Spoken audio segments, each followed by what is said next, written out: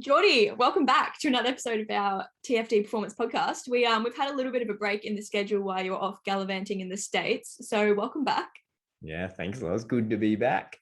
Yeah, absolutely. And I bet you've just been absolutely cannot wait to get back into this podcast series so that we can talk about all things fluid and electrolytes, just to wrap up our little endurance series. Is that correct? Yeah, well, I've just spent 12 days in a house full of 20 fighters, so I'm pretty sick of talking about nutrition for fighting. So endurance is a nice change.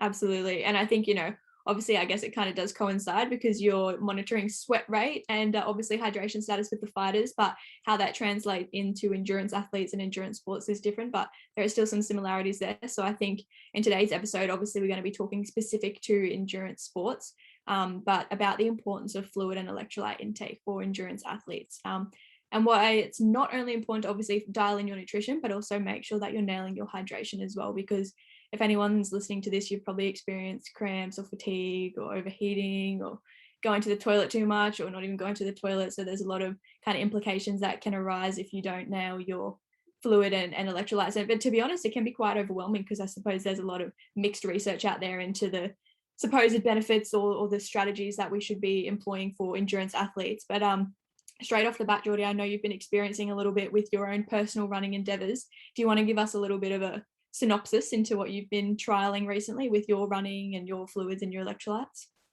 Yeah, sorry, I need to put this on silent. But yeah, hydration's a funny one. Like, I think the more you learn about and the deeper you go in the rabbit hole, the more confusing it gets, right? But I think there's definitely some basics. And I think once you get the basics right, and I found this in my own training, is like the basics being figuring out if you're a heavy sweater or you're not a heavy sweater. And like I think most people innately or intuitively will understand that. Mm-hmm. I think just simply weighing yourself before and after will give you a pretty good idea. And that's something that was pretty shocking for me, especially when I transitioned into like long endurance events, like just how much fluid I was losing during those events. And I think we often hear about this, and we'll talk about it later, like the 2% rule, right? Like the 2% body weight loss, and then you start getting all these detriments. What I've come to learn from both doing this myself and working with lots of athletes is that that's very, very individual. Like some athletes have a really good tolerance for being somewhat dehydrated, and then some athletes absolutely do not. And they get even less dehydrated from that, and you start seeing negative consequences. So even with my own training, I've been going through a lot of this is like, okay, well, where is that point for you? Like, what are the factors that contribute to that? And where is the point of dehydration where you do start seeing these negative side effects of not having enough fluid in your system? And it's very interesting. It's very eye-opening. I think it's definitely improved my performance a lot. It's improved my recovery a lot. And it's improved how I think about my overall nutrition strategy, because hydration is something I think we overlook a lot. Like we think about, okay, let's get our carbs and our gels and everything and make sure outside of that, we've got our really good diet in place throughout the week. So we're really good recovering and performing well. But we really overlook hydration. I think people just think, if I get all that other stuff right, everything will look after itself. So I highly encourage anyone listening to this, take notes in this, because no matter what your sport, we're talking about endurance now, and it is super important for endurance, but every sport, like it's ubiquitous across all sports. I find most athletes either struggle with their hydration or they just simply overlook it.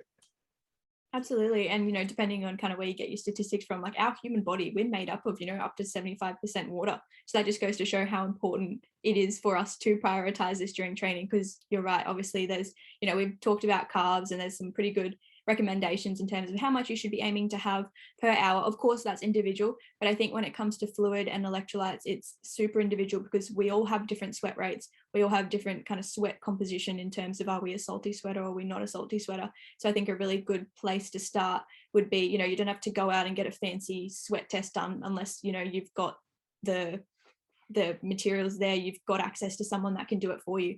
But even just in training, weigh yourself before you go for a ride, for example.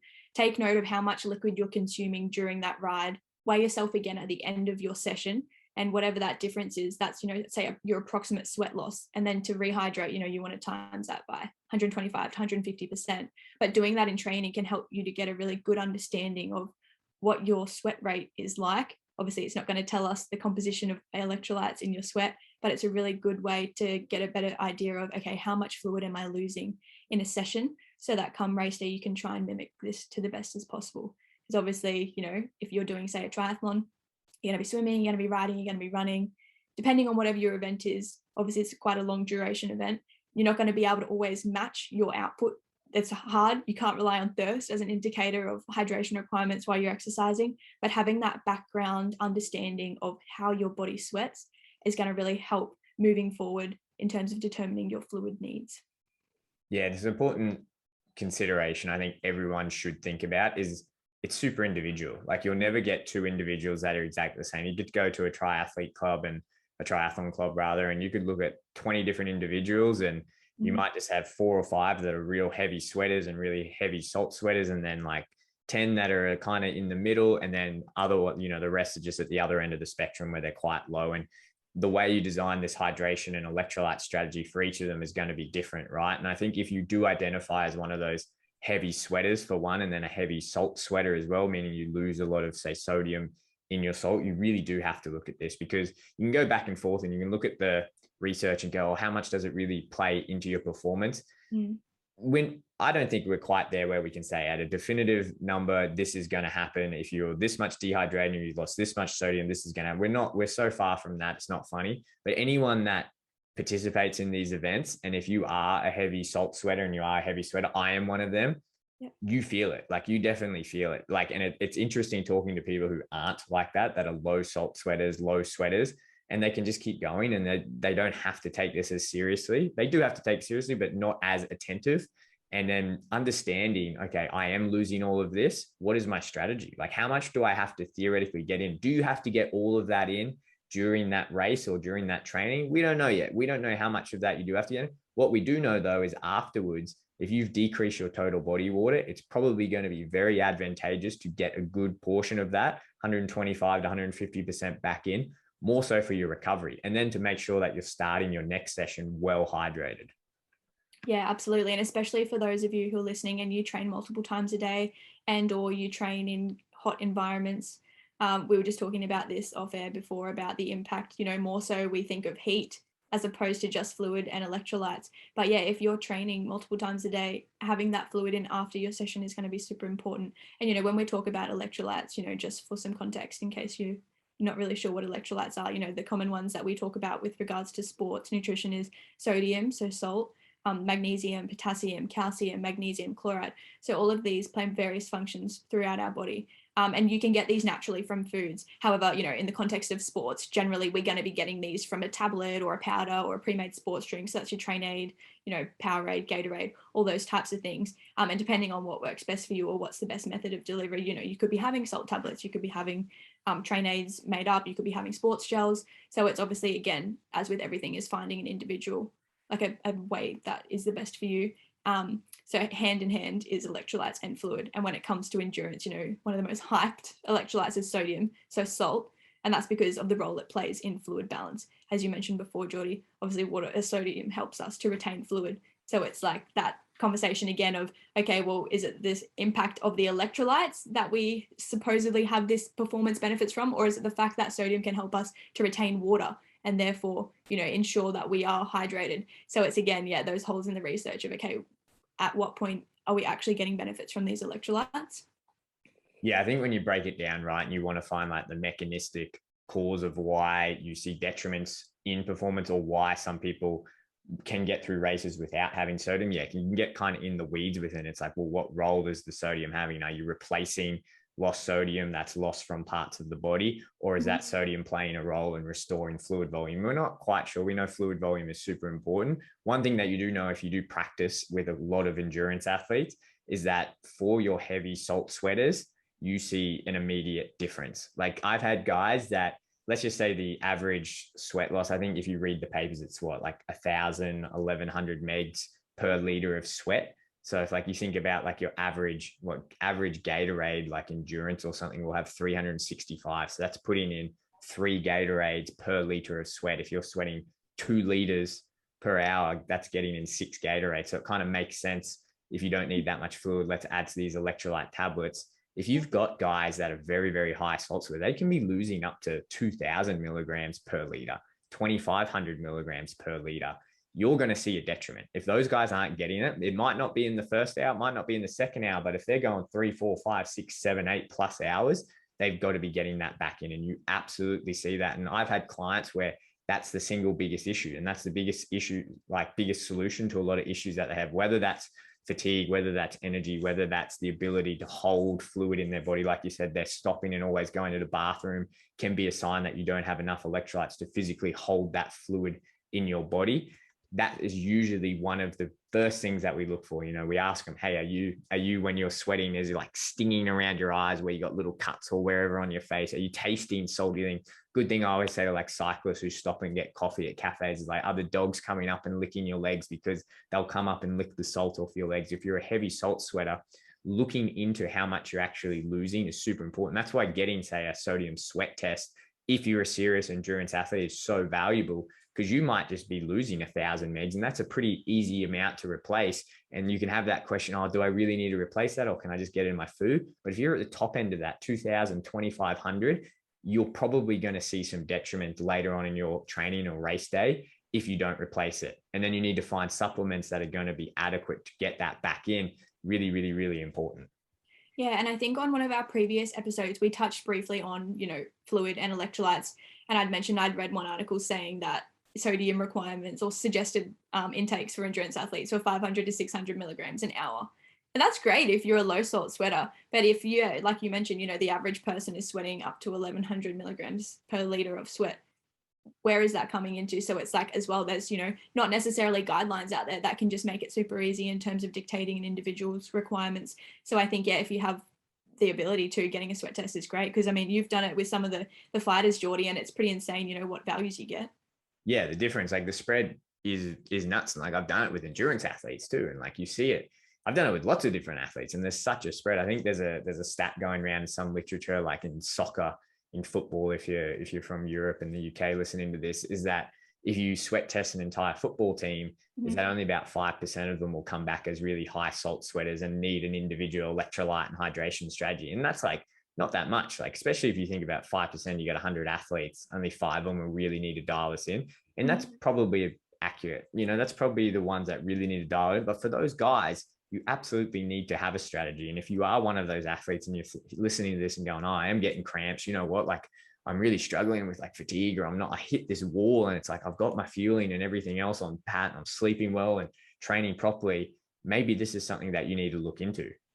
Absolutely. And obviously there's, multiple electrolytes, but sodium is one of the predominant ones that we do lose through sweat. So that's why we're always harping on about making sure you're having supplements with sodium in them. And I suppose, mentioning the cramping thing, obviously that's a big issue with endurance athletes, is muscle cramping. And one of the first things that comes to mind is, oh my gosh, I'm not having enough electrolytes, or I'm depleted in electrolytes. And there's a lot of info, there's a lot of research in there towards exercise-induced muscle cramps. And they are highly, multifactorial, but there's not a lot of clear evidence kind of pertaining to, okay, electrolyte depletion is the sole, cause of muscle cramping. It comes into, again, that conversation of, okay, how much does nutrition and hydration have as opposed to your physical conditioning? And then as well brings into muscle glycogen depletion. So it's like, yes, okay, of course, electrolytes are going to be super important for managing muscular cramps, because sodium is really important for our nerve signaling and our muscle contraction. So if we don't have enough sodium, naturally those two processes are going to be impaired. However, that theory, so there's multiple theories as to why cramps occur, the electrolyte imbalance and dehydration theory. So that's saying that obviously depletion can be linked to severe muscle cramping. And while obviously, yes, it is a big factor, it's not the only factor. And I think there's quite a lot of poor research out there as well. So I think obviously managing your nutrition, your hydration, and your fluid, your electrolytes is super beneficial in terms of trying to mitigate the risk of having cramps, but it's not going to magically solve the problem of having cramps. Yeah, and it's important to realize with cramps, it's like multifactorial, as you said, Loz, and it can be hugely genetic, right? Like some people are just more prone to it. And whenever I get an athlete and they come to me and they say, hey, I'm getting cramps, it's like, well, there's a few things we need to tick off here. And like, yes, we need to look at your fueling. Do you have enough glycogen? Because we know that maybe there is a link that if you run out of glycogen, it can disrupt your calcium balance, and then that could cause some cramps. Maybe it is an electrolyte and a sodium balance. Maybe you're a heavy salt sweater. We need to look down that. Maybe it's just your overall fluid and hydration in that muscle. The other thing I always look at and make sure to consider is, like you said, your overall conditioning.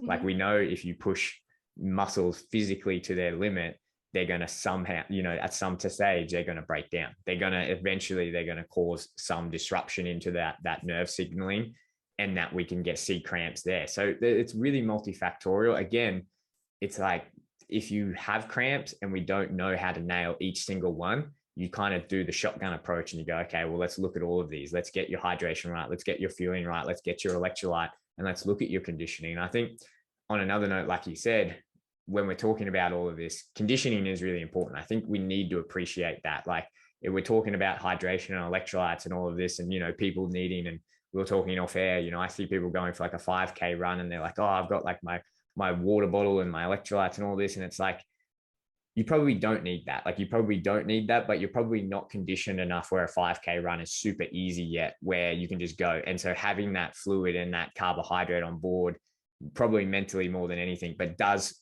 to a degree help the physical conditioning to get you to a point where you can just go out for a 5K and you don't have to run out. Like, I train with lots of people who can go out for 30Ks and not sip on anything. Like, is that the best for their performance and recovery? That's a different convo. Yeah. But their body is super conditioned to be able to just do that. Like, they're super conditioned. You get ultra endurance runners who run 250K plus races. They can easily go out for a 30, 35K, 40K run and not put anything in, because they're just so conditioned and their body is so adapted to be able to do it. So that's an important consideration. In saying all of that, the other side of the coin, like I said, you've got to do a lot of work to get to that point. And that's where your nutrition, your hydration, getting your electrolyte strategy is really important, because to get that conditioning, it's just day in, day out training, right? So you've got to be able to consistently do that and recover from that training. That's where nutrition is the glue that holds all that together. When you're getting that fueling strategy right, you're getting your hydration strategy, your electrolyte strategy right, you're helping glue together all of the adaptations that you're getting from that training and recovery. Yeah, I think, was it last episode or something, you said training is king and nutrition is queen or something? Yeah. Yeah, so they do go hand in hand. And of course, yeah, we could give you all the advice in the world, but if you're not putting in the work, on the pavement, on the bike, in the pool, probably, your nutrition is going to help too much. But it's absolutely essential in building the foundations and getting you to that level that you want to be, and also, in our training periods. But I suppose with, electrolytes and fluid, it all comes back to the dreaded, dehydration. Ultimately, we want to try and preserve body fluids as much as possible, because, as I said, our body is largely made up of water. Our muscles as well, largely made up of water, around 70-75%, because fluid, we need to have, that lubrication in our muscles, helps with nerve signaling. So in terms of trying to avoid dehydration as much as possible, of course, there's that 2% number, which you can go into, Geordie, because you mentioned, at what point is this? Where did this 2% come from? Did someone just pick this number and say, you know what? I think when dehydration hits 2%, your performance is going to decrease. So it's like, obviously, again, it's going to be highly individual, but we really want to avoid dehydration, because when our water loss exceeds our water intake, our blood volume can become quite thick. And obviously, the more thick our blood is, the harder our body has to work to pump that around our body, to supply fresh oxygenated blood to our working muscles, which can obviously lead to implications such as fatigue, feeling a bit lightheaded, being a bit slow, having those cramps, having pains and everything like that.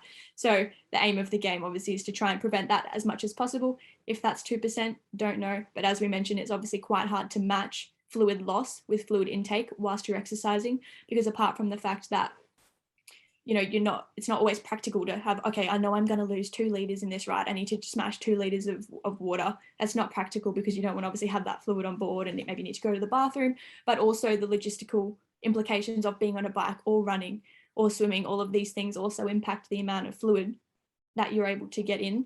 So it's quite a big picture in terms of when we're thinking, yeah, we know what we need to get in, or I know my sweat loss, I know my fluid loss, like, okay, yeah, cool, I've got all these numbers. It's like, okay, well, are you actually going to have the capacity to be able to consume this? So then it's like, okay, getting that individual kind of solution in a way of an electrolyte balance that's going to work for you. That's where things like Trainer do come in handy, because you have an idea of, how much sodium and potassium is going to be in each serve. And it's almost like a dose that you can individualize to yourself.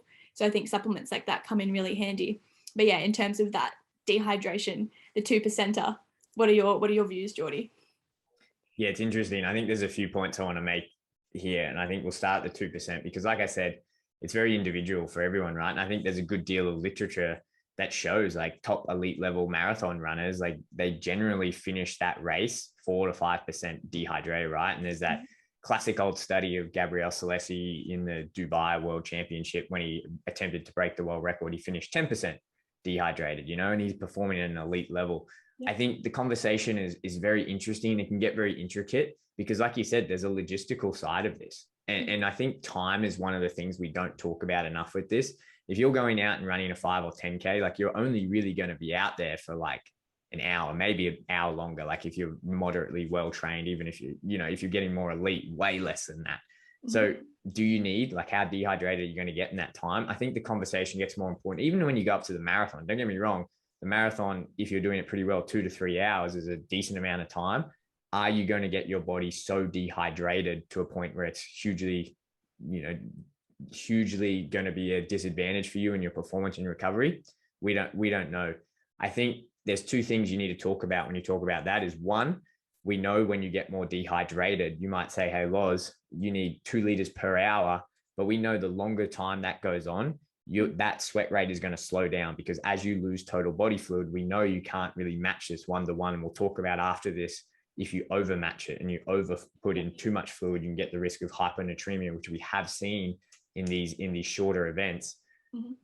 It's very difficult to match those. But as you go on in time, you go 3, 4, 5+ hours. Anyone who's done longer events, you realize you can't put in 2 liters per hour, and you're probably not your sweat rate is going to slow down. You're probably not going to keep losing as it goes on. It's just the mechanics of how your body works, the way that it pushes fluid out from your blood onto your skin, and then in different compartments of your body, it will slow down. So it might be 2 liters per hour, might be 1.5 liters the next hour. And this is interesting. And I think I've learned this a lot coming from what I do weight cutting with the fighters, right? Where you're sitting in a room, in a bath or a sauna or whatever, for sometimes 4, 5, 6 hours, and you're literally just checking this every hour. You always see, as they get more dehydrated, that sweat rate slows down. So that's an important consideration to keep in mind if you're doing these longer endurance events, is that your sweat rate will slow down. So you need to understand, again, how has this changed? Like in this 2-hour session, how much did I lose? In this 3-hour session the next weekend, how much did I lose? So maybe my sweat rate is changing every hour and a half or whatever. Having a good understanding of that is really important. The second important thing to talk about this, and you can go pretty deep with this one, we'll keep it pretty up here just for the audience sake, is overheating. Because overheating is going to do 2 things. It's going to affect the amount that you actually sweat, because as your body heats up more, you're going to sweat more. And 2, there is a negative consequence of your body heating up. Like your body heating up, your sweating is just a cooling mechanism to decrease that heat in your body. Heating can denature proteins. It can cause all these detrimental things in your body. So you have this conversation of, okay, well, what's causing more of a negative effect? Is it the fact that you're dehydrating to 2%? Or is it the fact that your body's overheating, you can't manage it? And obviously, as you train more, you get better at sweating. That's why you see more well-trained athletes. They'll usually have a faster onset of sweating. They'll usually sweat more because they get a more efficient cooling system, which some argue suggests that overheating may be more of a bigger issue than dehydration itself. And it's interesting. And I'll take an example. We're just talking about this, Loz. Like, I train every day. Like every day I'm running at least 20 kilometers, and I can go out and bang 20 kilometers out pretty easily, 30 kilometers pretty easily. And I don't even have to take out water or fluid or whatever. I can do that in Brisbane right now. We're in winter. I wake up, our winters aren't that cold, but say it's 7, 8 degrees, and I'll wear a hoodie and go out, and I'm still kind of chilly. You still sweat, but you don't see the detrimental effects that I saw when I was in Las Vegas 2 weeks ago, when I was in the summer, when it was 40 degrees Celsius in a dry desert heat, when I'm running around, and I'll do 20 Ks out there, where I lose, one, you sweat so much more because you're overheating. And then you see the detrimental effects of overheating. You almost go into that risk of heat stroke and heat exhaustion. You physically have to stop and let your body get in the cool shade and let your body cool down, or get ice pack over you, or go into a gas station with aircon to allow your body to cool down. And you're getting that fluid in because you're sweating it out so fast. And the cooling effect of having cold fluids is really important. So it's an interesting convo. And I don't necessarily know if we know which one has a greater effect, because really they're 2 sides of the same coin, right? And it would be really cool to do studies. I've always thought, like, let's get studies where people dehydrate independent of overheating. And then let's get the same people to come in, and we'll do the same amount of dehydration with overheating. Like put them in a really hot room, do the same amount of dehydration, see what the numbers work out. Because coming from someone who does a lot of training and does a lot of these events and these longer events that go on and on, personally, I think if you're a body that can sustain a certain amount of dehydration, you can probably push yourself a lot further, like you see in these marathon races, these Gabriel Celestis pushing themselves 5, 6, 7% dehydration and finishing pretty well, like really elite level. But it's really hard to do that when you're overheated. It's really hard to continue when you're overheated. Overheating can be so detrimental to your body, like it can literally kill you. So it's a very interesting balancing act. And I know people listening to this going, okay, cool. What's the solution then? And I just think, well, if it's hot, you're going to overheat. You need cooling strategies. Like you need fluid for one, because you're going to be losing a lot of fluid. Definitely going to need that. And you're probably going to need cooling strategies, whether that's ice in your cap or you're stopping, sitting in the shade, making sure you've got your body enough time to cool down and actually sweat and cool down. Going to be really important. If it's cooler, you're probably still going to dehydrate. You're going to get that out, but you've probably got a bit more of a buffer room because you're not going to overheat as much. But that doesn't mean that you can just ignore your hydration strategy. If you're going to be dehydrating, you need to put in, it's probably just going to happen at a way slower rate in that cooler environment. I think that's probably going to be the take home message from that little ramble there. No, it's super important. And as well, water, our body water is responsible for thermoregulation. So in a way, it's like, okay, yes, the overheating is an issue, but also being dehydrated can impair our body's ability to thermoregulate. So it's like, okay, yes, they can be independent, but they are still intertwined in a way. So it's like, if there's any PhD students, we've got any researchers out there and that want to get involved, obviously that'd be a great idea, I think, to study.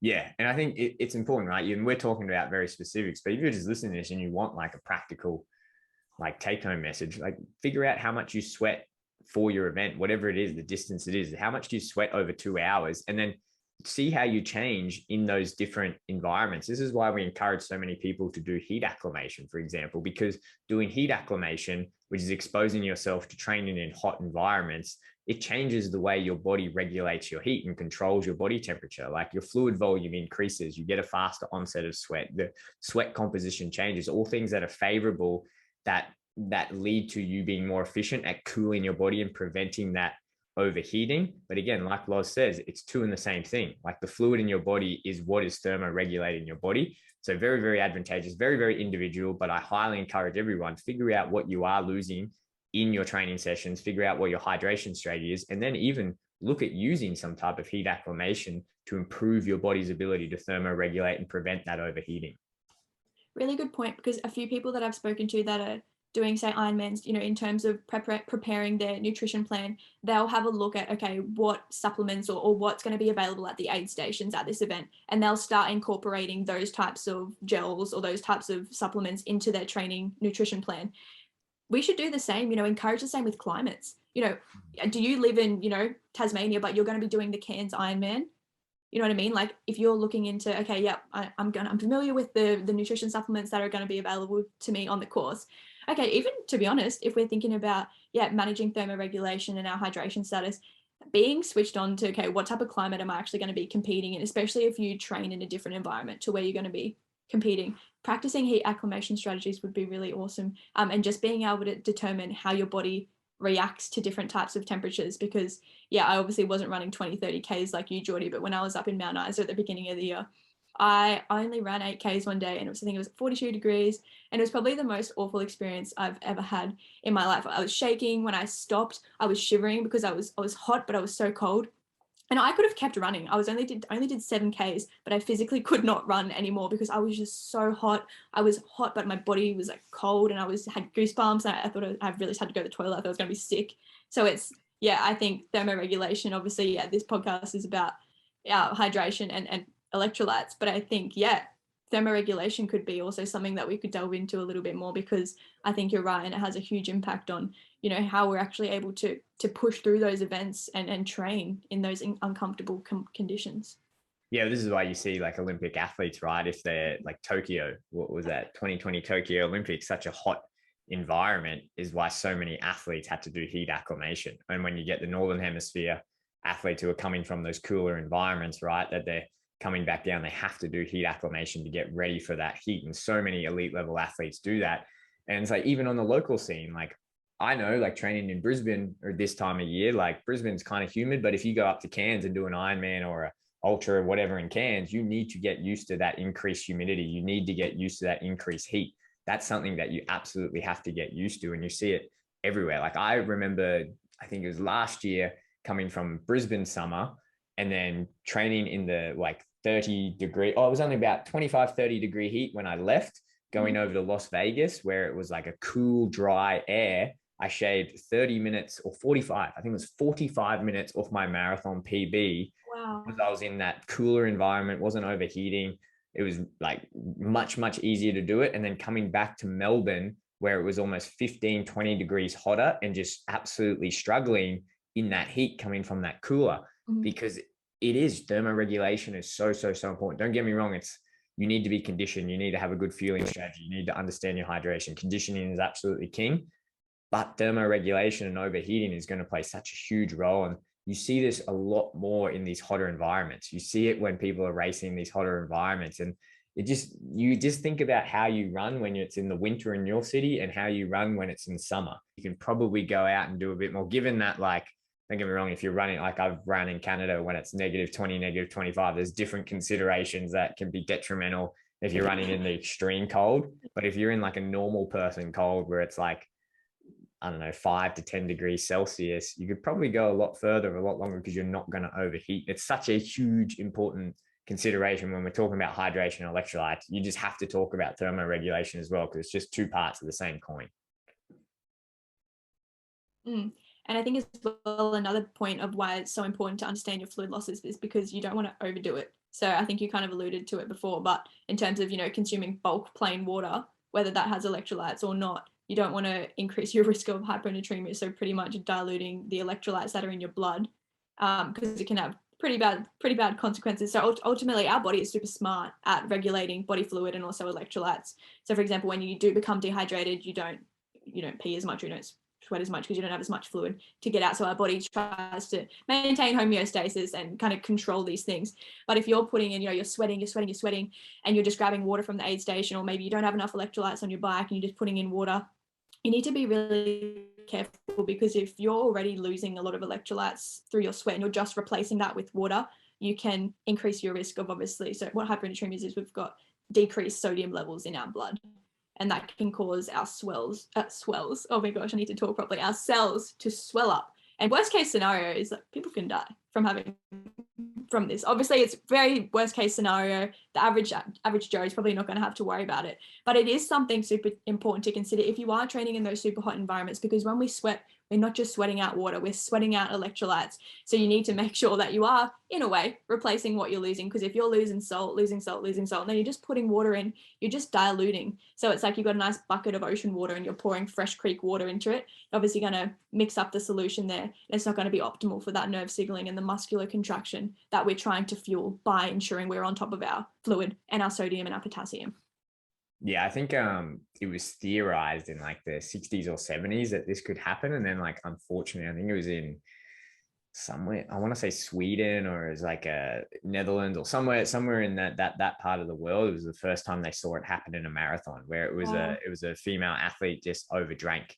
And essentially exactly what Loz said, right? Like, you sweat a lot, especially if you're competing in these hot, humid environments. You're a heavy sweater, you lose a lot of salt, you're losing all that sodium out from the blood, from the fluid in the blood, but then you're just putting in plain water without any of that sodium to replace what you've lost. It can dilute it and it can cause so many bad things. And one of the big things, it swells up these cells, and it can swell up your brain. It can swell up your brain, and you see people just drop into comas and they can unfortunately die. And there is a number of recorded cases, unfortunately, of people who overdrink. And that's another thing why it's so important to understand and get an individual hydration strategy, because you could listen to us and go, oh my God, like, I need to get way more fluid in, way more electrolytes, but maybe you don't. Maybe you're on the lower end of it and you're a low salt sweater and you're a low sweater, and you don't need to do that. You need to somehow come up with different cooling strategies by absolutely, you may be having cool drinks, slushies, ice hats, or whatever it is, stop you overheating, but you may not necessarily need to get liters and liters of fluid per hour or heaps of electrolytes in. You just need to understand what your individual requirements are and figure out how to start implementing them in your training. So come race day, whatever environment you're in, you're as best prepared as possible. And I think that just triggered a thought. I was watching an Ironman a few weeks ago, and obviously, we're not all lucky enough to train with a crew around us, but this one guy, he had someone on a bike with a weed sprayer filled with cold water and was spraying him while he was running. So if anyone needs some tips as to how to thermoregulate, that's the first thing that comes to mind for me. Having a little posse with a weed sprayer and some cold water. Yeah, I always do the I get ice in my hat. Like I'll get like a bag of ice and I'll just put it like under my hat. And you can buy hats these days that you can like put ice packs in, and that's really cool. Wow, that is 2022 for you. Yeah, or you can get like in your running vest, like you can put like ice packs in your running vest, and whenever you get to a station or whatever, you can put new ice packs in. It makes a big difference. Like we spent this whole talk like talking about overheating, but there's like on the other end of that, we won't go into it too much, but like I've run into the extreme cold as well, where even breathing too deeply, you can literally burn your lungs by breathing in that cold air too much, and you've got to be rugged up, and it's a completely different ball game. But we'll go into that into a different episode. But I think, Loz, that pretty much covers everything that we wanted to go over. Absolutely. So yeah, everyone, if you're listening to this, that's a lot of info, and it's a very nuanced topic. Like, and I won't shy away from it. We don't have all the answers for it. Yeah. Like we were talking about with cramps, we don't know what exactly causes cramps. We have an idea of what could cause it, and like I said, it's a shotgun approach. Like a lot of things when it comes to hydration, overheating, electrolytes, we understand that, yeah, there's probably going to be a performance benefit or detriment if you do or don't get it right. Do we know all of the innate details of that? Not quite yet, but we know that we need to do something, and you need to get an individual strategy for it. That's going to be your best bet if you are finding that you're experiencing symptoms, if you're getting low energy, if you're cramping, if you're finding that you're getting really fatigued, you're not recovering, you're not sleeping well. All of those things can be issues related to hydration and electrolytes. Can we nail it down to the exact one? Maybe, maybe not, but it's best to just make sure that you're ticking all of the boxes to make sure you're putting yourself in the best position possible to adapt to your training, to get more conditioned, to become a better athlete. Absolutely. I think you summarized that perfectly. All right, Loz, let's leave that one there, and Thanks for today, next time. Jordy. I think we're doing, what are we doing? The social Q&A to finish off the endurance series. Yeah, I think we'll put it to the listeners. All right. So if you are listening to this and you got it all the way through, send us through any other questions from anything we've gone over in this series. Shoot it through to me and Loz, and then we'll go over it next episode. Sounds good. See you, Jordy.